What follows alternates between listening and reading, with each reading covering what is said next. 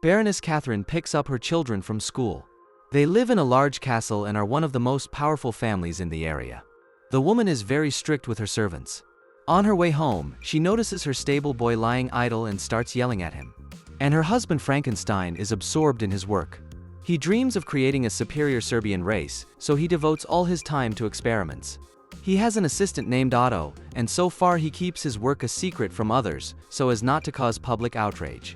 On his way to the lab, he runs into his wife. Catherine complains about the poor education at the school their children attend. However, Frankenstein has no time to discuss this issue because a lot of work awaits him in the laboratory. At dinner, Catherine again brings up the subject of the children's school. The Baron suggests sending them to study abroad, where the level of education is higher. However, Catherine wants the children to grow up under her supervision. Moreover, she wants to be personally involved in their upbringing and teach them what is right. The next day, Catherine decides to take a walk with the children in the woods. Nikolai tries to dissuade his friend Sasha from wanting to lead a monastic life. He argues that youth should be lived in an interesting way and that by choosing monasticism, Sasha will lose a lot. However, Sasha's goal is not pleasure, he wants to develop spiritually. Besides, he is not interested in fleeting pleasures.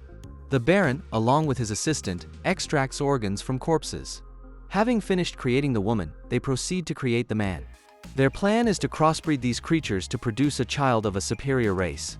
It is important to them that their creatures fall in love with each other, so they decide to install a lustful male head on the body. To do this, they go to a brothel to find a suitable man. At this time, Nikolai and Sasha are also in the brothel. Nikolai wants to teach his friend to enjoy life before leaving for the monastery. But despite all the women's attempts to seduce Sasha, nothing works on him. Baron and Otto see Sasha leaving the brothel and decide that he is the one for them. They hide in the bushes and begin to wait for him to appear.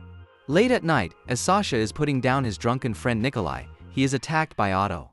Not expecting the attack, Sasha does not have time to defend himself. After taking his head, they return to the lab to finish their work. The next day Nikolai wakes up and is horrified to find the decapitated body of his friend. Meanwhile, the Baron finishes his new creation and begins to revive him. Catherine invites Nicholas into her room. The man thought she wanted to scold him, but the woman begins to seduce him. It turns out she summoned him to fulfill her needs. Nicholas, who loves women, was not against her desires. When it was over, she explained that he would now work at the castle to be near her. In this way, she wanted to get the love that she was sorely lacking. Meanwhile, the Baron is testing how his creatures work. He realizes that it will be a long time before they reach full functionality. Later that evening, he shows his new creation to his wife at dinner. Nicholas, who is serving the guests, is horrified to see his friend's head on another body. He looks at it several times, unable to believe his eyes. The Baron notices this and warns Nicholas that the guests are not allowed to eat solid food yet. After dinner, Nicholas shares his concerns with Catherine. But Catherine knows nothing about her husband's secret experiments, as he keeps his work secret. The scientist's secrets interest Nicholas even more, and he decides to follow him to find out if he is involved in his friend's death. Eric and Monica go to their father's lab to play. They are surprised to find various human organs there. But their father suddenly appears and the children escape through the emergency door. Otto tells the Baron that Nicholas seems familiar to him. The Baron was concerned about this too, as Nicholas suspects something about Sasha. Later, Otto realizes that the housekeeper found out about their work, so he was forced to kill her. Nicholas wanted to explore the lab, but the Baron noticed him and demanded that he leave. However, Nicholas does not give up and finds a place from where he can observe their work. The Baron tries to get them to kiss in order to reproduce, but the male zombie shows no interest. The Baron can't understand, since they chose the head of a lustful man. Nicholas tries to save his friend, but the Baron won't let him. The creature completely submits to the Baron, and the Baron orders Sasha to knock Nicholas out. Sasha follows the order and they tie up Nicholas.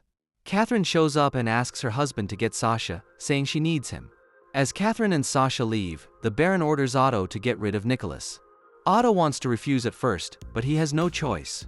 After the scientist leaves, Otto becomes aroused and starts kissing the zombie woman. He doesn't stop at just the kiss and accidentally kills her. Upon returning, the scientist sees this, becomes enraged and starts strangling Otto. At this moment, Sasha appears, holding Catherine's corpse in his hands. All the events of the day have driven him crazy. The Baron, unwilling to admit that his experiment failed because of his own mistakes, blames Nikolai for everything. He orders Otto to kill Nicholas, but he refuses to obey. Realizing that the scientist is going mad, Otto kills him. Then, seeing no point in living on, he commits suicide. A few minutes later, the scientist's children arrive and find the corpses of their relatives. But they don't care. They take a scalpel in their hands and put down Nicholas' body to continue their father's work. This is where the movie ends.